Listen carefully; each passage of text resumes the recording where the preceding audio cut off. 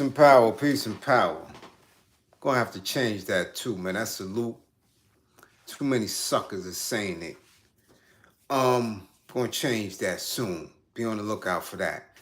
Peace and power, peace and power. I thank the universal truth and the absolute laws of nature for guiding me, protecting me, and giving me the strength to endure the imperfect. I shall attack with vigor, making progressive moves. A divine mind knows, a divine mind shows. All things work in divine order. All things work in divine order. All things work in divine order. Peace. Excuse me. Peace and power to the people of the struggle. How you do, how you do, how you do. As you come on in, know that this is a safe space. Know that this is a space for learning, for educating, for thinking. This is a space of love. This is a space of intelligence, of question and answers. This is a space we group together, we share, all in our search for a path to true liberation. We dealing in truth. As my classroom assistants, come on in. Please put the green screen link in the chat for the duration of the class and encourage them to utilize that green screen. Yes, indeed. Definitely. If anyone, I'm telling you, is in need of anger management services, I'm telling you, man, y'all like a day and a half away from missing out on the sale. Labor Day is upon us. They're gonna be naked grippers shaking up and down the parkway tomorrow, and then after that, is it tomorrow or Monday? Whatever day it is, they're gonna be out there shaking their grippers, hacking up, dancing, painted, and all that. And the price is going right back up. Thank you, Tony G. Monday, yeah. So don't say that you wasn't afforded time. I done gave y'all money. And no one only had a couple of brand new assessments. So we're going to figure that out. When you're on the news, don't say nobody made an attempt to help you.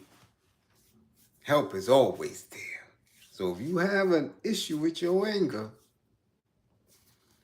come to the therapeutic space. Trust and believe it will be well worth it. If anybody, in all seriousness, is in need of a domestic violence intervention, please book an assessment. Please book an assessment. And for those people who are already on the list, in the client list, book your sessions. Don't wait and wait. Okay? Now, it's early. The sun is out in Brooklyn. Everybody's out cooking, barbecuing. If you're at the barbecue, if you visiting family and all that, and you in class, let the family see the class. Matter of fact, hold on. Let the family see the class. Share. Don't be sitting there and you watching it in the corner somewhere. You in class taking notes for Dolo. Let everybody get the truth. Tell them. Subscribe so they could get in the class too. Okay? That's it. We here to unite, to get in a space where our mind connects. And then our body can be a manifestation of our beliefs and of our spirit. And we can keep moving. Do what we got to do and fulfill our potential to be greater. Remember, we all have the potential to be greater every minute that passes. Guard your mind. Okay. let's get down to the get down. I sat back and watched the Biz Markie Documentary, all up in the biz. And overall, I was touched because, again, when you're speaking of an artist, when you're speaking of somebody who embodied hip hop in a specific time, man, our first time being exposed to Biz Markie, I know in my generation, was nothing but love, fun, admiration. And if you ever had the opportunity to meet him and to be around him, you felt that love, you felt that energy. So as I'm watching the doc, I wanted to see if there was things about him that I wasn't aware of and that I might have missed in my many times away from the city, away from the culture. And salute, Kevin. Much appreciated for the green screen. And I wanted to see it because I had heard Roxanne Shante speak about it on Sirius Radio, and I really, really like Biz as an artist. I believe that shit, Biz have had a string of hits for, man, easily a decade every year. And as a performer, as somebody who, just walked and was the embodiment of what we know now as hip hop and as commercial rap, he was something that, I very, very, very much appreciative of witnessing.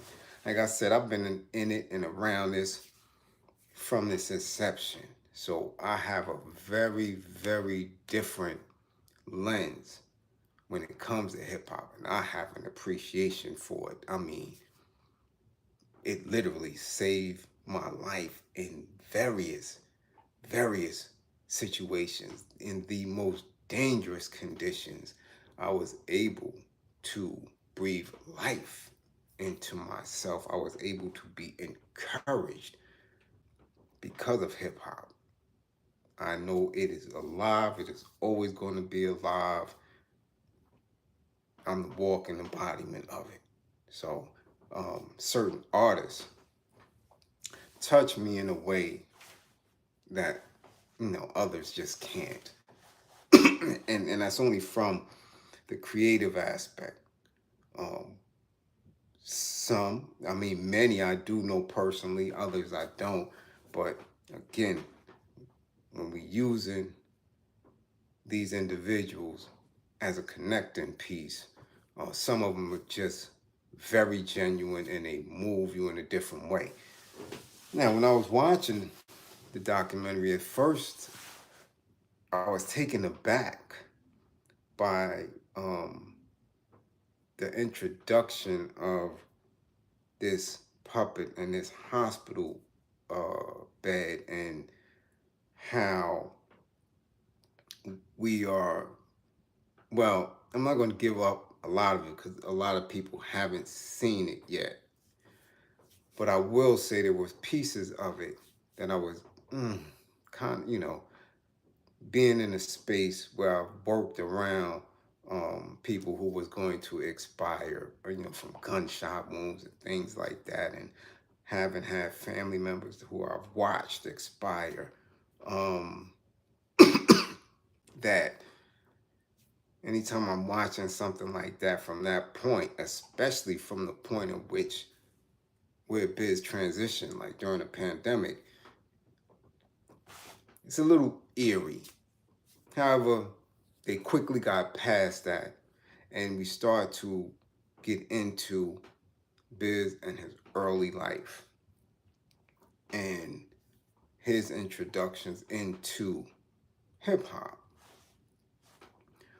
I was surprised to know how instrumental he was into bringing that whole, and I'm talking about the entire Long Island, into the game like that. Like, I really thought that Biz was just 86, and when we hearing him and seeing him perform it from that point, but he was in the mix for a long time. And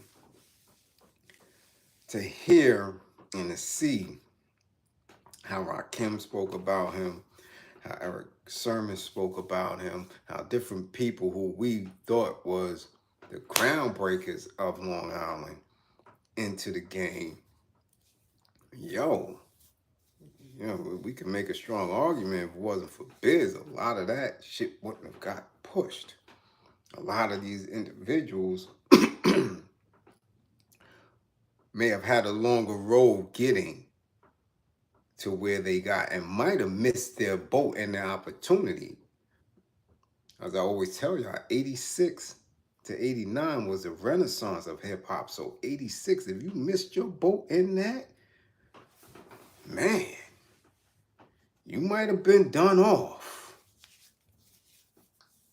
It's the Gressler from Zurich, Switzerland. Salute. Van Rutledge, salute. Ghoster. April. Yeah, y'all up in here. Carol in here, everybody.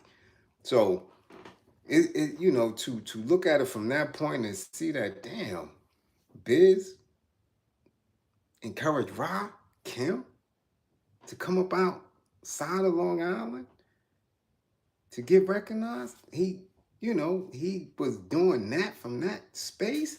I'm like, damn, Biz. And don't get me wrong, I'm glad to have watched it, but these are the things I'm talking about when I'm saying this is what these individuals should have been speaking on prior to them meeting their demise or them transitioning, prior to this internet and this, because then you can give a historical perspective coming from truth, as opposed to having all these clowns on podcasts, all these clowns on YouTube, and these clowns and all these other social media platforms redirecting narratives and changing things up and inserting themselves in spaces where they weren't. They just weren't. I'm gonna keep it a buck. A lot of these dudes wasn't outside. They wasn't in the clubs. They wasn't doing nothing. None of that. None of that. Me and my dude Big Smoke from Marcy was just talking about that yesterday. These dudes wasn't doing none of that. But now they have the opportunity to change, to reinvent themselves, to be these clowns, these characters, these actors, and their word becomes credible in certain spaces because there's nobody to discredit it. But I would have loved to have known that back in the days when people were actually coming through and saying, oh, word? Damn, Biz and Rock. Because when you look at it and how the music is coming through and how it was presented to us on radio and stuff like that, we wouldn't have connected Biz with Rakim. We wouldn't have known that Biz was so strong at one point in Long Island that Eric Sermon felt the waves when, Biz wasn't acknowledging him coming through the industry. We wouldn't have connected all of that. So watching the documentary, especially the early part of his life, you're like, yo, man, Biz was that dude. He was strong. Strong. Creatively. In his time when you had to get on through your talent. You had to get on through that gift. You had to get on through you being the embodiment of hip hop at that time. You couldn't come through and be whack back then. You couldn't come through with no bullshit. And it wasn't that he had the greatest rhymes. He wasn't the best MC, but he was the embodiment of hip hop. He was beatboxing. You understand? He was performing. He was doing whatever he had to do to get through that door. And he was there. Back then, that meant a lot. You at the clubs, you at the jams, you at the battles. And you coming from LI back then without a whip? Come on, man. And people are spoiled by the era we living in now. Everybody didn't have whips. So you talking from LI to Harlem, from LI to Midtown, from LI to the Bronx? Kids, 16, 17, 18? That shit was a journey. So the people that you meet along the way, the way you connect with people along the way, it's very different than now. Much different. It's easy. These kids could get online and they can speak to somebody and befriend someone in Cali, befriend somebody in Michigan, befriend somebody in Georgia with the quickness. And put a song together and create, and boom, and they go. That back then that wasn't happening.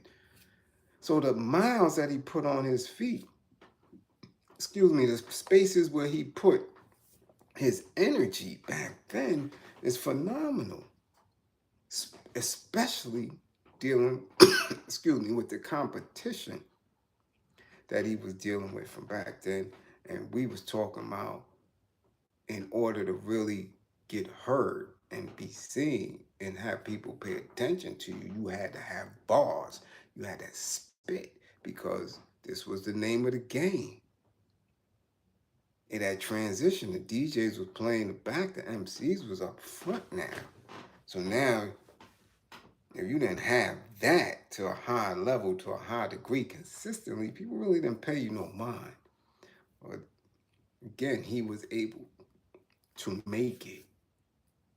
And I'm going to tell you from firsthand experience of being around him and being in the spaces, especially when he was downtown Brooklyn and coming through Albee Square Mall, which is where I seen him most of the time. I wasn't running back and forth to Long Island, not back then. I mean, we would, do a little something here and there. Somebody would get somebody whip and we may shoot out there, or jump on the Long Island Railroad because somebody had met a chick in school or something. But I always seen Biz downtown, Fulton Street, beatboxing. Salute, Ms. Benzo. Glad you came to class. Yeah. So, I always recall him being hilarious, beatboxing, and being in the mix of people who, listen, when we talking about 86, 87, 88, Fulton Ave, downtown Brooklyn, Albee Square Mall, homie, homie, if you wasn't somebody, you was a victim. Straight up like that. That just was not nowhere for anybody to be who wasn't a person who could handle themselves. Let me just put it like that. You wasn't no square walking through there. You wasn't no cornball. You wouldn't find no Lil Uzi Vert walking down no goddamn Fulton Street or coming up in Albee Square Mall. That shit wasn't happening. Fort Greene, Farragut, Gowanus, Wyckoff, all that down there, Red Hook dudes, all that down there was down there. Yeah, you was getting tipped up, homie, especially if you think you coming through without a parent or whatever, school shopping or whatever you thought you was going to do, try to get your little gold front or your little bucket hat, and you was going to get tipped up. So Biz was always, always around the live wires. always, and always in hip hop mode. And the one thing that always stuck out to me was he was always dipped, fresh dipped in the way he wore his clothes. It's one thing when dudes is dipped, when dudes have the wears, when people, but certain dudes, it look different because of how it falls on them and how they present it. And for me, hearing the struggles that he had coming up, you know what I'm saying, after his mom's passed and things of that nature, I was shocked. I was like, yo, I always seen, anytime I seen him, fresh, dead. And whatever we was wearing, if we was wearing New Balance, if we had on Theodoras, whatever we had on, something was fly. So of course that's gonna catch your eye. Cause you're like, look at this big dude, look crazy in the face, but he was always fly. Always. And always in hip hop mode. Always ready to battle, always ready to tell somebody, oh, you can't rhyme. And we seen dudes from all over downtown battling, spitting, boom, boom. So it was always a good energy around him. And I remember being in college when I was hearing when Nobody Beats the Biz was on, was released, and we was hearing it on the radio. And I always remember this kid, because I was in Kingsborough at the time. I told you I got skipped, so I was out of high school early, and I went to Kingsborough, signed up, nursing student, you know, following my mom's. And I could recall if I didn't get a ride to school, it would take me literally almost 2 hours to get to Kingsborough from East New York. So I would catch this guy that lived in Boulevard. He was already driving. I believe he might have been about 21, 22 at the time. He had a little whip. And we used to be on the belt going to school. And when I tell you that Nobody Beats the Biz on the belt, and back then the belt was loose, wasn't no, you know, heavy speed limits. We would get from the east to Kingsborough by the time that damn song went off. And we just be doom, doom, doom, doom, doom, doom, doom. Man. So it was always solid. Anytime we seen Biz, heard the music, he was one of the stars of that era. I mean, people gonna sit back and always give you the Rakim, the Kane, the G-Rap. They gonna give you that. They gonna, you know, the KRS, right? 'Cause remember, L is already on and already commercial success. So it was a point in which that nobody was paying them no mind. That's how easy that shit.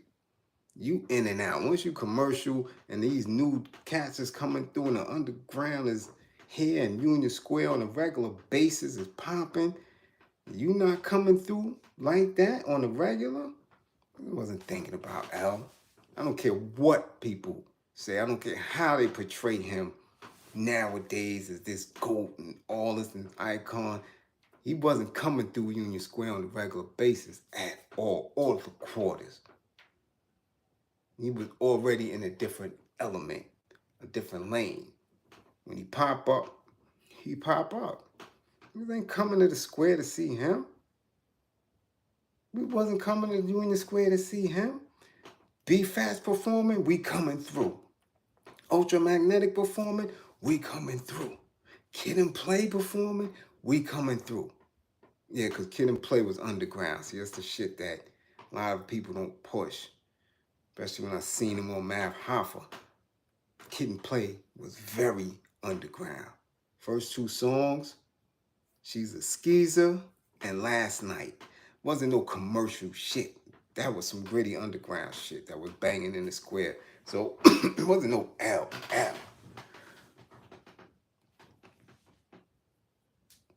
I could recall one time he came through, and caused a riot. Third anniversary for Red Alert being on radio. They did a big thing in Union Square. Violators was there, punk asses. Not to be disrespectful, but they used to come through. Red used to bring them through. We from the East. We not saying, who these little dudes? Soft as butter. But they would be through. So it was Red third anniversary. And, excuse me, and everybody was performing. I mean, everybody was in Union Square performing. Everybody. Steady B, Cool Mo D, just everybody that night. Whoever had something out was coming and paying homage to Red. Chuck Chill Out and them came. Everybody was in the spot. The East was deep.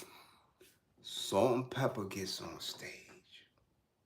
And at that time, you know, dudes didn't see Salt and Pepper on the regular. They was on the stage and they was doing their thing. So dudes is hype, like, yo. LL comes out in the middle of their set, middle of them performing, and start throwing out promo cassettes. Wasn't even no CD cassettes, and some type of flyer he was throwing out.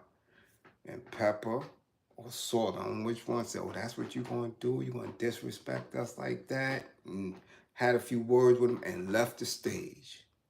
And oh, hell no. At that point, that was it for us. East New York went crazy, like, hold on. Salt and Pepper leaving the stage because this bozo, and we turned up. At that point, everything got snatched. Chains, all that. Went through, bouncers coming, fighting bouncers, everything went wow. And the only one who was able to come and stop that, and he's been doing it to this day. I'm telling you, that had to be 1987. I'm going to say that was 87, maybe 88. It was Dougie Fresh. Doug got on stage. Nobody knew who the hell he was because we haven't seen him. We ain't from Harlem. Had on the low goose. He was the first one we seen with the polo goose. And he had his hair shaved with the curl. Nobody was wearing that like that. Nobody was wearing the fade with the curl. I'm like, who the fuck is this? Until he opened his mouth. Yo, please, y'all, yo, hold on, man. We here to party. We here to celebrate Red. And he calmed us. Like, who the fuck is that? And somebody said, yo, that's Dougie Fresh. We like, Dougie Fresh, the glasses slick like that. That was it. Got shit back together. We went on. Rest of the night, everybody doing their thing. So ain't nobody give a fuck about no LL Cool J. Been there. He was burnt out for us quick. That's why he had to have a resurgence with the Mama Said and all that. But anyway, Biz was the epitome of that. We love Biz. Straight up. If he was anywhere, dudes was coming through. Dudes wanted to see him. But again, in those times that we so far into the street, we don't know about the culture and how they was at that time invading the culture to, you know, make it corporate, to bring it into commercial rap. We just love being around our people whenever they was there. And Biz was always, one who you would see out and about.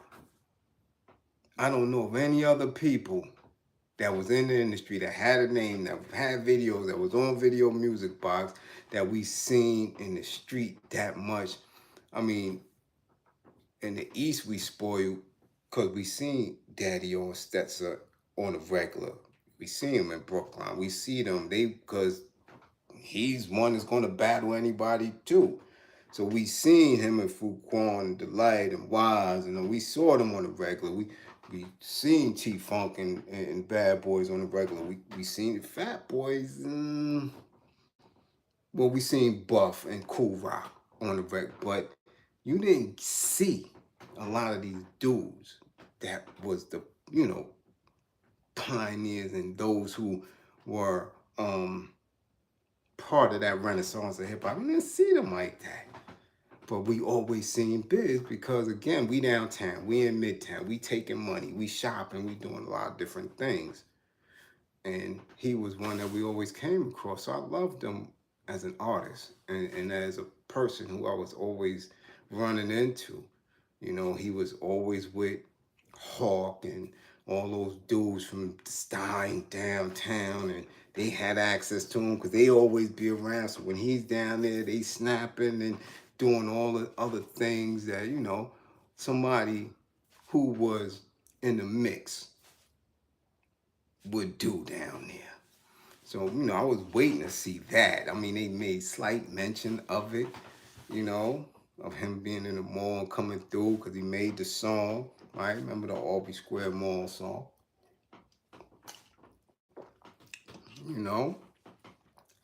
But overall,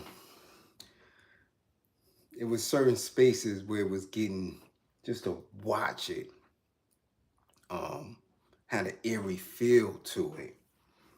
I do want to mention that I appreciated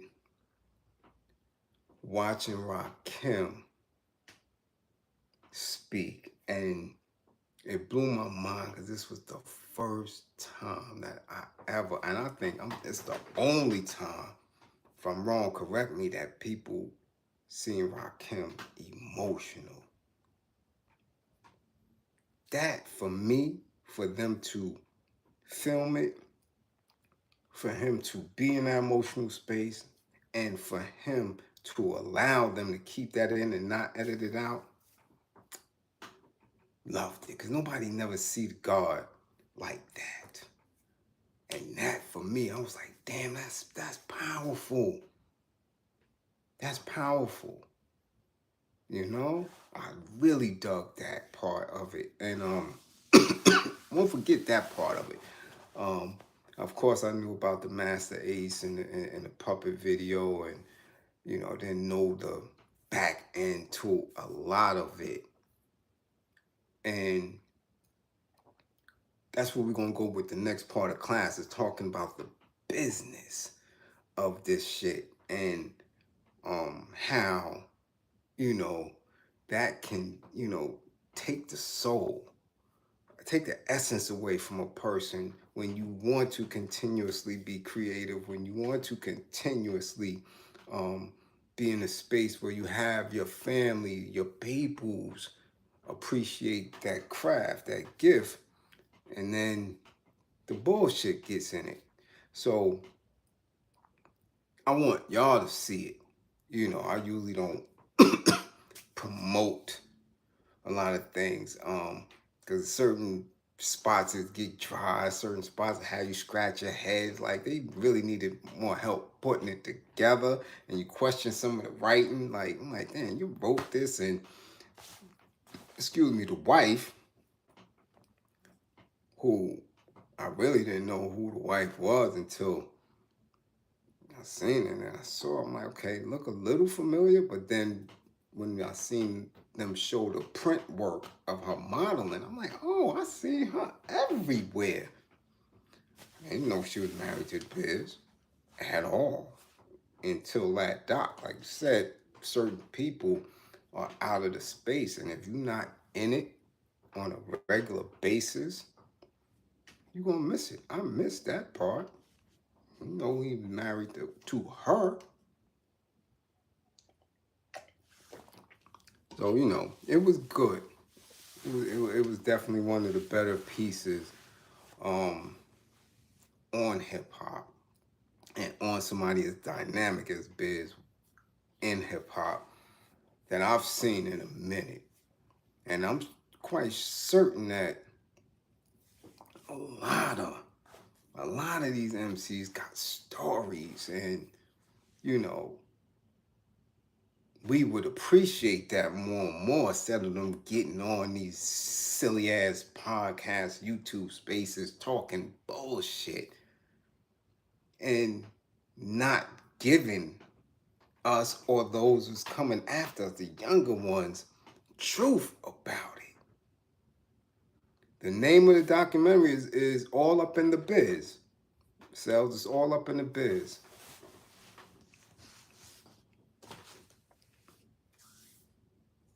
You dig? So, yeah, I'm saying watch it, and if you can watch it amongst your peers, your peer groups and your family, and with the young ones, because they need to know that. That's one thing I'm very serious about. My kids have to know these individuals, these artists. They have to know the spaces, because we're in a space now where instead of the sampling of blues and jazz records, our kids are now sampling hip hop. So they gotta know how impactful these individuals, artists were. Have to know that. What you say, April? He was the first to show black Greeks, Qs and Kappas. Okay. You know, I always knew how instrumental he was, as far as Big Daddy Kane and that. And Kane came through. Of course, he was heavy in the doc and spit his piece and told. But yo, when you go and you witness it and you watch it for yourself, and if you was of that and in the city and in the mix on a regular basis, it hits you different because you got the recall. You're like, oh shit, word? Oh, I didn't know that. Oh, I didn't know that. Oh, okay. Damn, that's dope. Damn, that's dope. And again, these things, these docs, these spaces where people are putting this together, they should be doing it more and more on their own accord and not waiting for that. You was a baby. Damn, Sounds, you was a baby in 86, 87, 88? I'm telling you, totally different energy, totally different world. 1983. Damn, but that was a good time to be born. That was a good year. You told my 83 Cold Crush was still rocking, so that's good. But we have to have a space of truth. There has to be truth in it. And I believe from watching the documentary that they did put a lot of truth in it for us to know about. So, I don't want to give you too much, but definitely, you got time. Well, you don't have time. You got to make time. We can make time for everything else and watch all the conspiracy theories and spooky bullshit and all that fear mongering. We have to set aside time to get history, our music history in that, so it can be solid in it. You understand? Watch that. Go watch that, because I enjoyed it. I enjoyed listening to all the songs. I enjoyed all the film footage of it. And it helps me, right, to remember who I was at that time. And I'm like, damn, you was off the meter. I was off the meter. 16, 17, 18, doing the things that I was doing.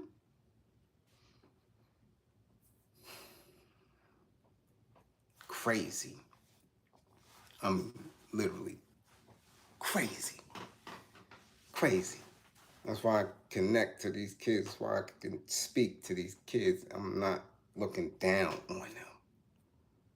I'm allowing them to teach me, to tell me where they are mentally, what they believe in, how they move. And then push the envelope and ask them what's their purpose. Because I know back then my only purpose was to be disruptive, to be in hip hop, to love what we doing, to find somebody who can rhyme, to find somebody who's dip, to be around. Where's the next party? Who got the club? Who gonna be there?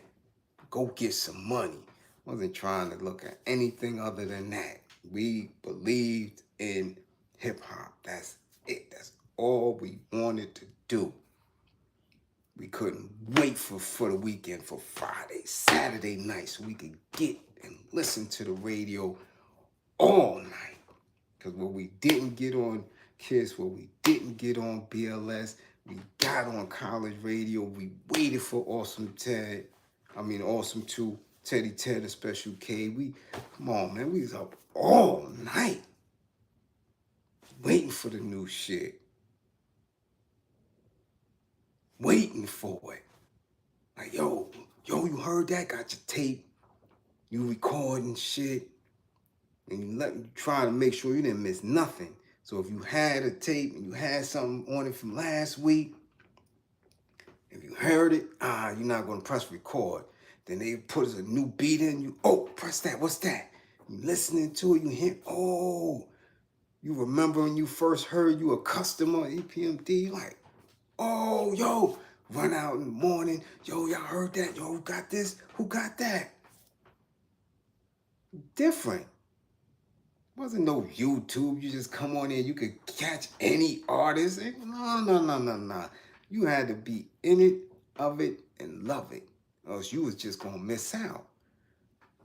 And in the mix of that, attempting to find yourself and figure it out, because the messages was very different than what our parents was talking to us about. So, I loved it.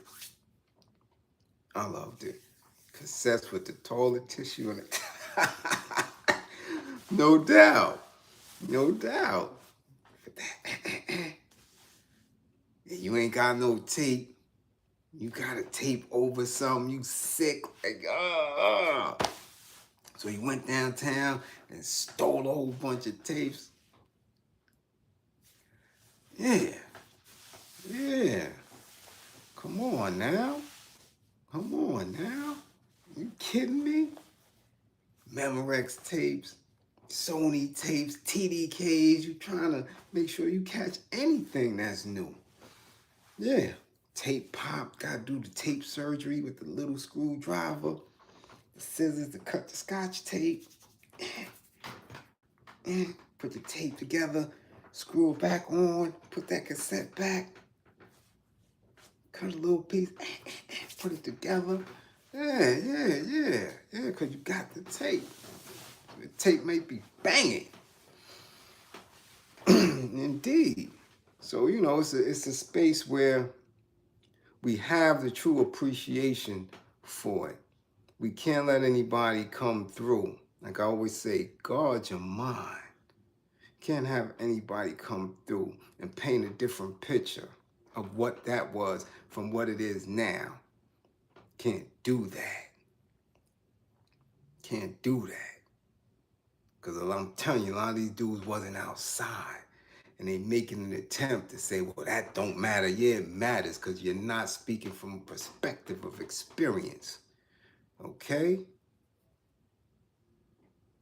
Dudes is punk made. It wasn't doing none of the shit that they sitting on here talking about in the house as couldn't even come outside type shit. Your antenna game had to be dead right in order to get the station right. Yeah, that's right. Exactly, Coach. Yeah. Which, transition to the second part of class, because what I get tired of, and hear me out, because it's not nobody specifically. When I say people send me things and DM me things, it's not a specific, because some of you send multiple, or there are multiple people sending me the same videos or things to speak on. So, recently we went in and I know people listen to me and don't give me no type of acknowledgement, not giving me no type of props. I know people listen because my people in the industry tells me big people be listening, which is why I keep it a buck and I'm a straight shooter. And if you in line of fire, your ass just gonna get hit. If you do some dumb shit or misrepresent something, you're gonna get hit with these shots of truth. Just that simple. Just that simple. So I know they listen. So as we went on and had a great class a couple of days ago, and we went in on Bum B with his stupid ass statement about New York MCs, I gave a whole class on that. It might be at 3,000 views right now, and that's all it is. Because again, we're a small class, we're a small group. We don't even have 10,000 yet. Small group. Small green screens, cash apps, real small. We don't get much. We here to learn, to teach, and make sure we take care of each other. So this is where we at with it. It's not a popularity contest. It's truth. So we know people listen. Because we be bombing shit in this class. Going straight at them. So in that, we ate Bum B ass up. Because he don't know nothing about the support or non-support of our artists in New York City. He just don't. His lens is different. I told you, when he come to New York, this motherfucker's selling burgers. He not coming to New York to sell UGK tapes. He not coming to sell Bum B and Primo. He not coming to he coming to sell burgers to Euros. He's showing his teeth to Sam Champion and all them and Cuddy Tong. He coming to sell burgers. Not talking nothing hip hop, nothing. So we ate him up. So now, I figure ironically it's mentioned on Math Hoffa. Okay? And they have a little build on it. And people send it to me. Of course, my people in my class going to send it to me because they're going to say, damn, we just spoke about this in class. And nobody was really going hard on them. As I say, dudes from New York, don't go hard on these dudes because they eat with them. So now, I'm looking at the clip. And they, amongst them, has some very valid points on both sides. But this is what always irks the shit out of me. Is when people put in as a factor business. And the business of what commercial rap is as opposed to what hip hop was.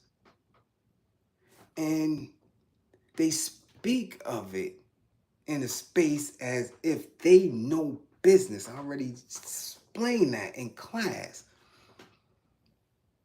You ain't no Euro.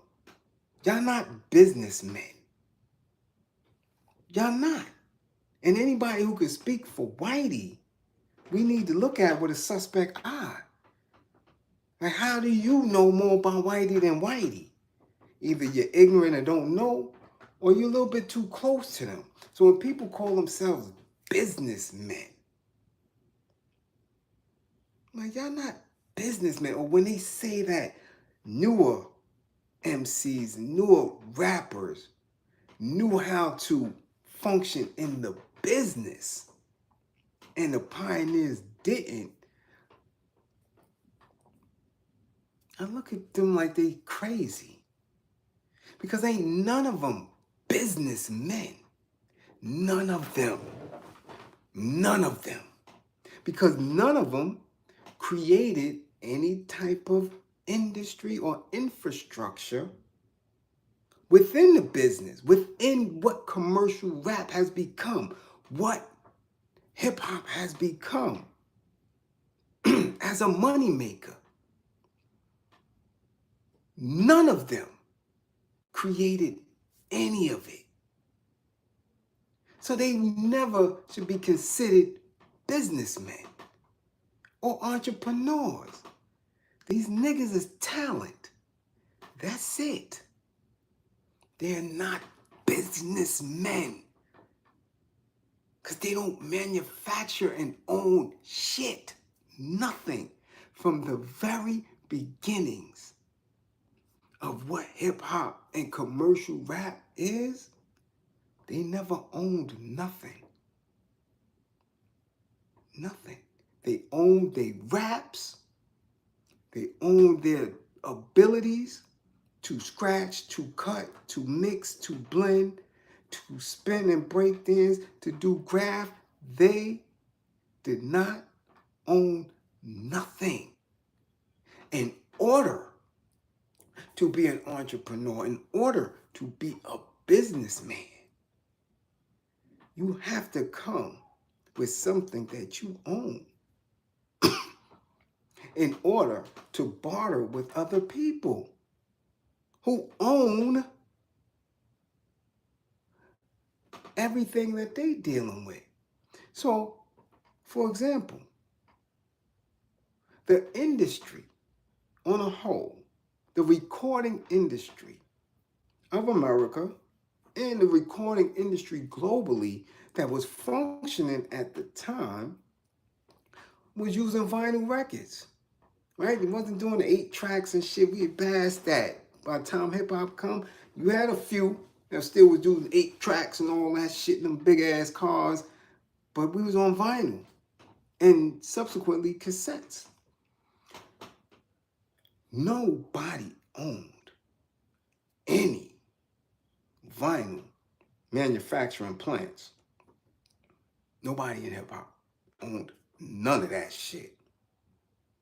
So you were starting at a deficit. You were starting at a deficit. Whenever you don't own anything, you start at a deficit, right?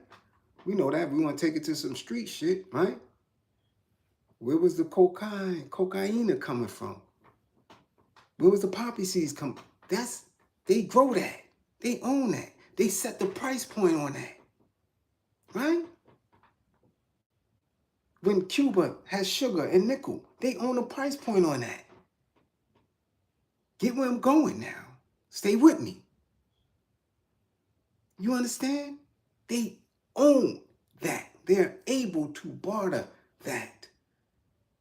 And they're able to suffer because of that if they get sanctioned, if they're not dealing with these euros the way they want them to deal with them, right? The embargo on Cuba for 50 years. Y'all can't sell no sugar and this and that here, okay?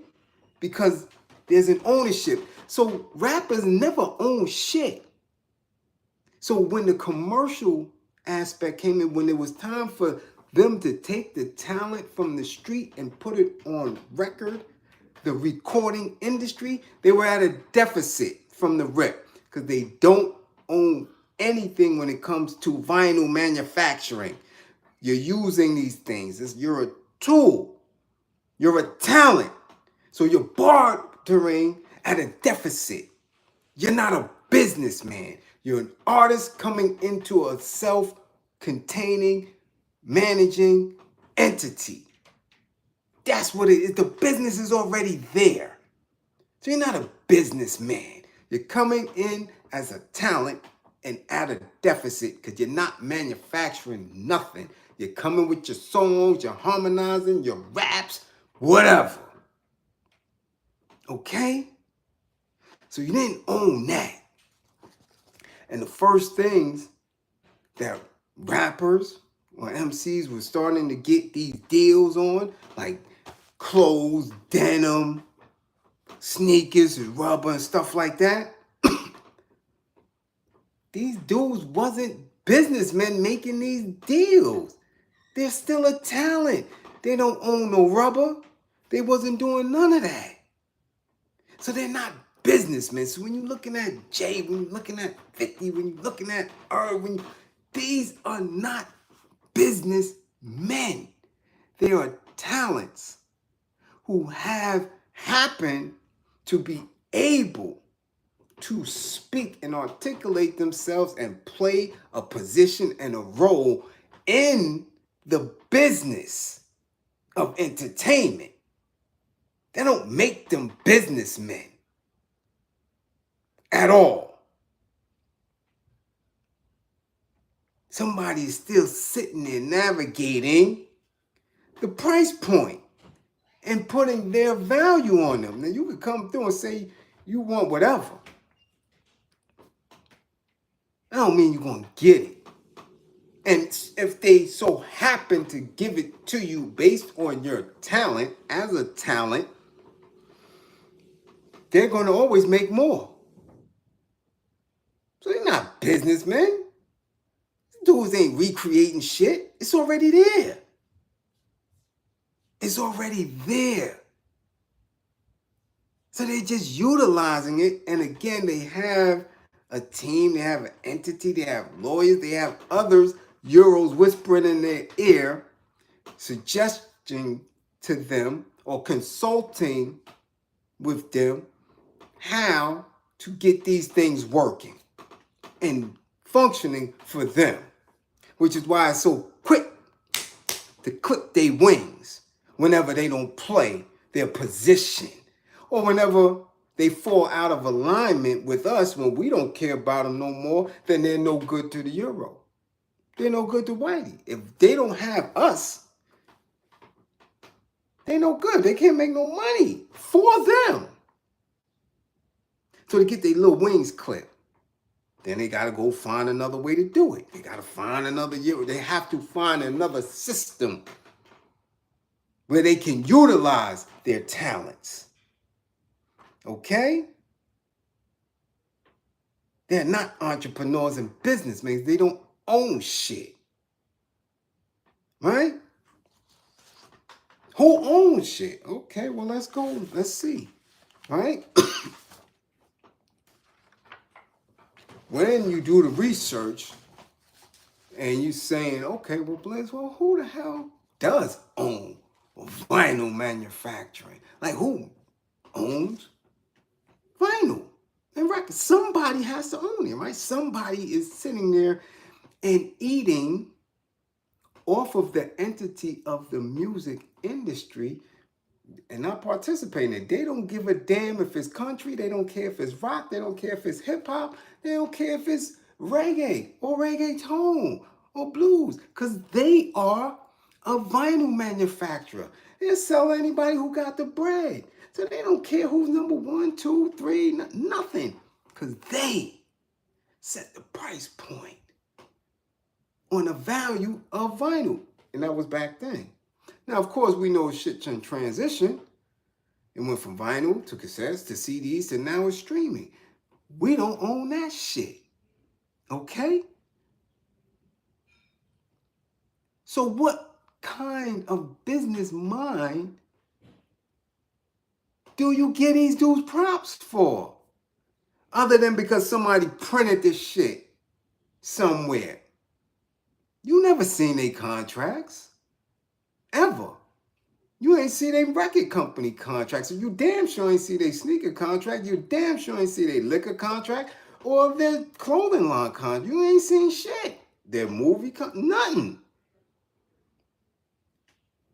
But you're under the impression that these dudes is businessmen because they sit there and somebody's telling you what they worth. Remember, R. Kelly was worth a hell of a lot of money before they clipped his fucking wings. And now somebody who sold hundreds of millions of records don't have 50 grand in his account. Just stay with me.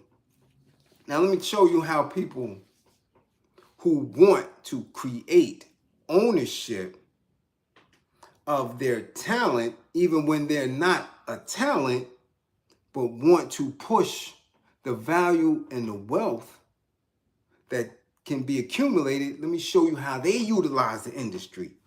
Let's go. Metallica, heavy metal legendary group. Metallica just bought its own vinyl record factory. Not back then. Right now, 2022, 2023. Right now. Because there's a resurgence in vinyl. And we can look at the resurgence in vinyl from them wanting to be away from us. You could always look at it like that because we don't own none of that shit. Anytime technology come out, we get the new shit. I don't think, how many of y'all got turntables in your house? I don't know. So even if streaming was dead, CDs was dead, you couldn't even play a goddamn record because you done got rid of grandma's shit. So let's check this shit out.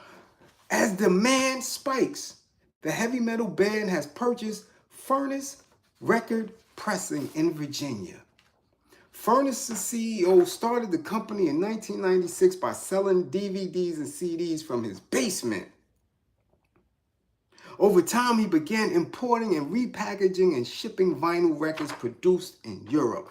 After nearly 20 years in business, he purchased vinyl pressing equipment for $2 million, and the company began making its own records. Furnace moved to his current location in 2018 and today employs more than 100 people.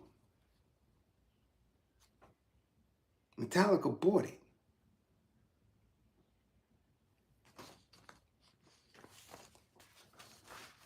How many rappers have invested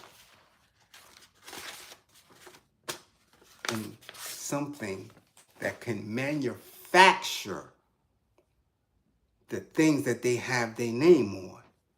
So if we thinking that Metallica is a fluke and they may just be doing this as some pet project and not keen, because y'all give these dudes, damn, 50 think he got business sense. Damn, Jay got business sense. Yo, these dudes is thinking they business. Yo, they know they shit. So if we thinking that Metallica is just, you know, throwing it in the wind on a maybe, Jack White of the White Stripes opened his own vinyl pressing plant 2017 in Detroit and pleaded with major record labels to reopen manufacturing facilities. There are now 40 plants in the US, most of them smaller operations, but these are vinyl manufacturing plants. This is what the recording industry was. This is what it was. So now they haggling over streaming, haggling over who should get what. Snoop is telling y'all we ain't even getting the streams. Whitey for the last 3-4 years been buying vinyl plants to say, yo, if that streaming shit go offline and get knocked off, how the hell we gonna remain relevant in the business? Shit, if we got vinyl plants, the rappers will have to come. Okay? This is where we at with it right now. So when you talk about dudes being businessmen, they're not businessmen. These niggas is rappers. They're a talent. They're a brand who have several owners and handlers, not businessmen. Stop talking that shit. They not. Record album sales revenue grew a whopping 61% in 2021 and reached $1 billion for the first time since the 1980s, far outpacing growth rates for paid music subscriptions and streaming services like Spotify and Pandora, according to the Recording Industry Association of America. So when you say Jay got this, Ebro is on Apple, blah, blah, blah, all this other weird shit, it's showing you how easy it is they could phase their ass out. Businessmen wouldn't do that. Entrepreneurs wouldn't be in a space where you could get phased out.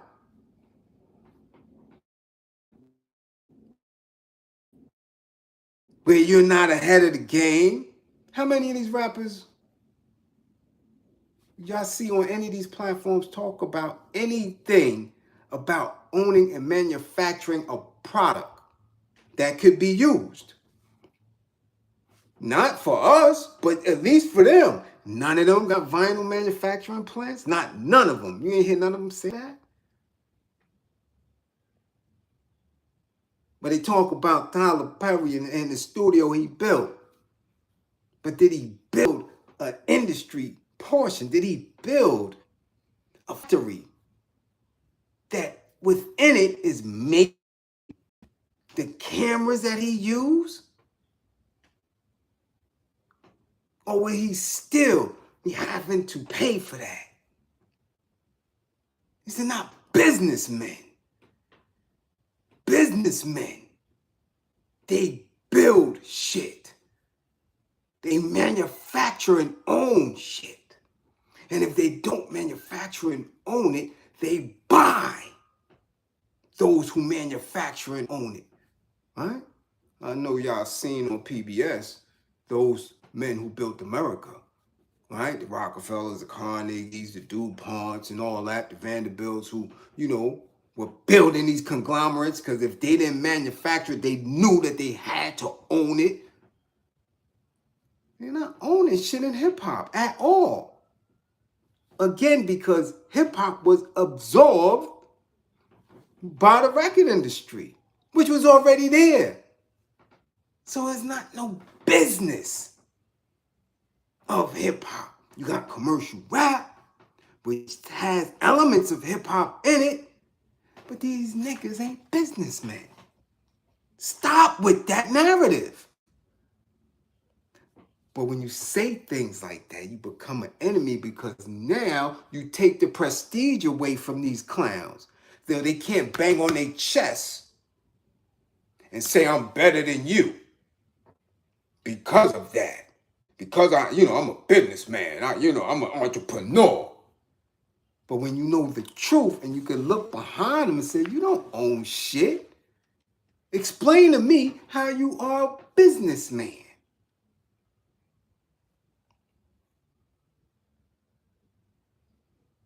See? Silence. Now, hold on. Because that's just the vinyl. Like I said, and that's the initiating point of rap, of hip-hop. Vinyl. Vinyl. So we already know from the rip that y'all told you. We already know the rip. Bad contract signing because you don't own vinyl. You don't own the studios. None of that. You grew into being able to purchase studios and stuff. And you grew into that. But from the rip, y'all wasn't businessmen. But let's keep it a buck. The pioneers never wanted that. They used what became hip-hop as a way to keep their ass up out of trouble, to be creative. You dig what I'm saying? And to have fun. Never thought it would be successful to that degree because, again, they thought it was just a fad, some street shit. So it was never intent. Euros put that in somebody's ear. You can make money doing this. Let me show you. But you gotta follow my lead. Because this is the business that I'm teaching you. Talented person. Okay?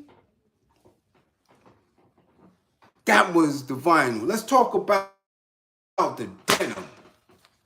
Because that was the first thing, right? People was getting jeans. Yo, they got clothing companies. Yo, hip-hop is doing it. Yo, you see Rockaware. Yo, Sean John and all. Let's go to denim. Right?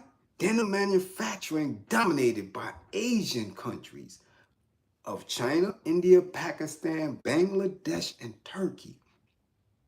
Right? Denim is a sturdy cotton warp face textile in which the weft passes under two or more warp threads.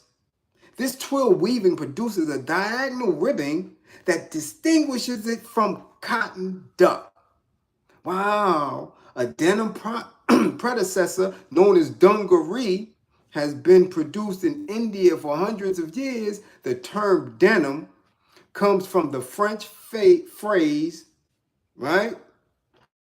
Serge nemis, meaning a resistant and practical fabric called serge from nemis, right? Excuse my French. However, the world's textile industry has undergone a huge transfer. Over 50% of denim is produced in Asia, most of it in China, India, Turkey, Pakistan, and Bangladesh. The most iconic denim brands across Europe and US and Asia are made from denim suppliers by these countries. So when you see them say, oh, Jay got Rockaware, who wear? John, Organize. These niggas don't own no denim factories. So now, with their labor, with their ideas, they have to go where? Most of them go right to the Euro, who's already doing it. And the Euro's already getting outpriced by the people who manufacture it. So at what point do you see these dudes as entrepreneurs and businessmen when they don't have shit? They are a brand, they are a talent that is using an industry that is already set up. And people are helping them along the way to make their dreams come true. Right? Like Rick Ross said, you can't be scared to go into a room full of white folk and tell them your dreams.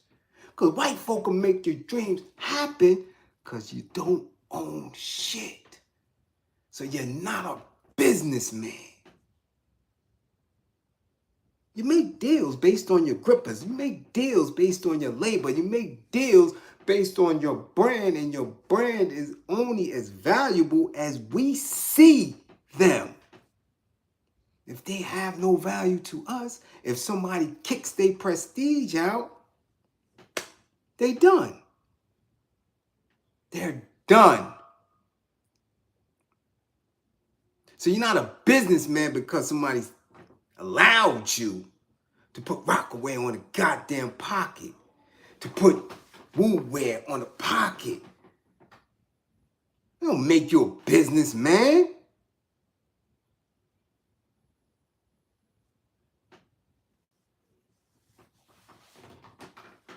And then you say, well, Bliz. They was running around. Dudes got sneakers and all that. Bliz, you can't say that. The dudes were getting sneaker deals and all that. And he was selling sneakers. Okay. Okay. Let's go to the sneakers then. Let's go to Nike. Dudes was getting Nike deals, Reebok deals, all type of weird shit, right? Nike. How many materials is used to make a Nike sneaker? Polyester, rubber, everfoam, cotton, synthetic leather, and leather. Those are the materials. We gave up cotton. Yeah. Remember, we was getting whooped on the plantation. So we didn't want nothing to do with cotton. After we ran through in Reconstruction, nobody had the wherewithal to say, yo, let's keep all these cotton gins and let's own the production of cotton. Nobody had that thought. Or the ones who had that thought was probably lynched. So we don't have cotton at all. Polyester, rubber, none of that. Nike uses many materials to make all their products, but there are only 6 main materials make up the majority of their products mass, right? Then it goes into the percentages of it.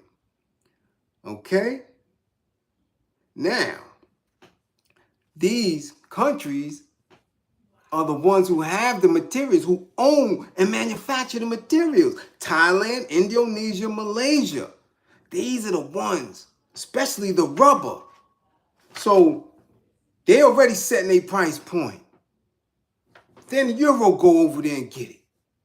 And then from that, right there, they figure out, well, what nigga brand?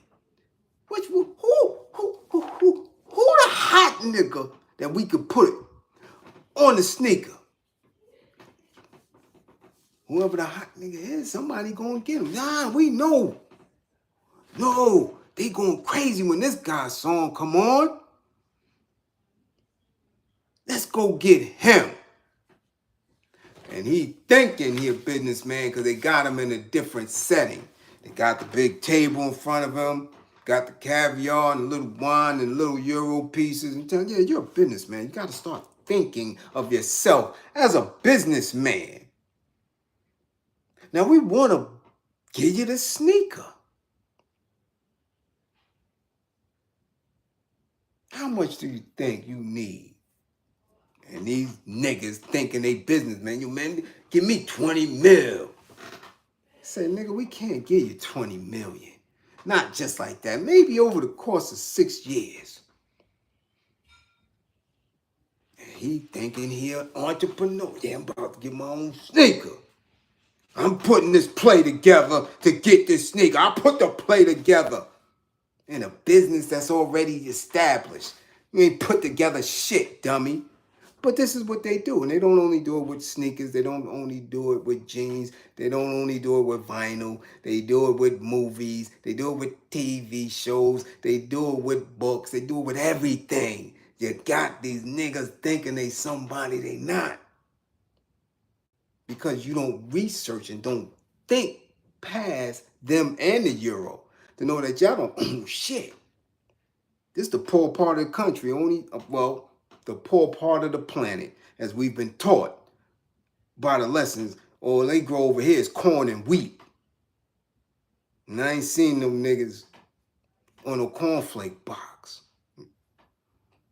You know, some of them are smarting up. You see Master P and Snoop trying to get into the cereal game. April Jones, salute. Excuse me, Andrea, salute for the second, second green screen of the evening. So as you see, let's see who owns the rubber. Thailand, Indonesia, Vietnam, China, India, Malaysia. So all of the things that we are giving these rap dudes prestigious and purchase, we got them on a high perch saying that they're businessmen, entrepreneurs, that they don't make or own shit, none of it. So they get pennies, they get millimeter fractions of what is worth. They don't get none of that shit. They're not orchestrating any of it. But if young people who are themselves coming into these industries, into these businesses, believing that older individuals are going to be a deterrent to them getting to these Euros, then they're going to cause a generational gap and divide. Then you have that conversation, that narrative that old pioneers are bitter and young dudes are getting to the money, and the middle ones are entrepreneurs and they doing it, businessmen, and everybody's supposed to be following their lead, and they following Whitey. So the narrative continues and continues and continues when I know for damn well, as an elder, that I have so many youngins, that I build with on a regular basis, that don't have any animosity.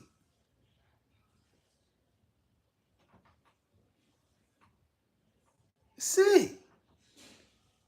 So I get triggered when I hear that shit. Because if you ask all of them, or any of them, or any of these little dirty ass dusty bros on Instagram that talk, that they're a business, I look at them like they're crazy. You're not no business. You don't manufacture your own shit. No. You're not. You're not. Because as soon as you get down to the root of it with real business people, globally, not just here,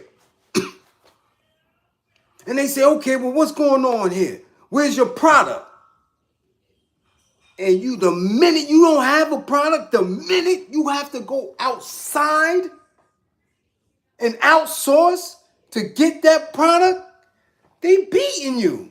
Oh, they got you. You're at a deficit already. You don't own shit. You don't manufacture nothing at all. And that's how you got to start looking at these people. That's why they're trying to push the weed thing. Because you can get a plot of land and you can grow. Oh, yeah. You can grow your own marijuana. Yeah. That's your product. That's your brand. Boom. You good. But when you telling me I need to look at somebody as a businessman, as an entrepreneur, because they got sneakers or jeans or recorded music, they don't own none of that shit. They ain't no businessman. They got 30 people working for them in the mix of that to make that shit happen. And at any given time, wings are clipped. And they ass is back on the subway. So let's not fall for the bullshit. When we come to class, we build here. We seek truth here. We don't play no games. No false narratives and parables and all this other weird shit that's going on. I know these niggas don't own nothing at all. Nothing. They spit raps. They act here and there. And sometimes they good advertising for the real owners. That's it. And when you break them down like that, then you can have honest conversation. Then you can have decent dialogue. Then and only then, once you get rid of that bullshit ego that they got, then we can get something done and move. Y'all dig me? So guard your mind. Don't let these dudes play with you. Guard your mind. All right? It ain't mathing. It ain't mathing. Because they don't make shit. They don't manufacture nothing. That's when you're a businessman. When you everything that determines the quality of your product, you are in control of. You have that. That's you. Yeah, you're doing business. Oh God, I don't care if it's moonshine. I don't care if you're selling apples from your own apple tree. Now, you're in business. Your ass in the entertainment industry, you ain't no business person. Cut that dumb shit out. Strippers are more of a business than these rappers. Okay?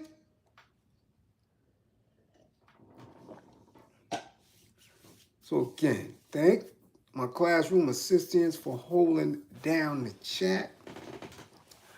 Thank you all for coming through this class this evening. Thank you for coming through. Thank you for sharing your time with me. Okay? And spread the lessons. Don't hold them all for yourself. Tap the green screen on your way out, and we may be back tonight. Yeah. And watch the documentary when you get a chance. All right? Again, all praise due to the people of the struggle. All praise due to the people of the struggle. Guard your mind. Open up your lens and start looking for truth. Start looking for truth. Okay? That's the only way. The only way you're going to remain in a good space and move forward. Matter of fact, I might have to do a mental health bill tonight because I'm seeing a lot of weird, crazy shit on social media. Like people really wigging out. Really delusional. Delusion. Matrix ain't the word. We got people that's very delusional. So I might have to do that and get some solid structure to how we're going to move further. Peace.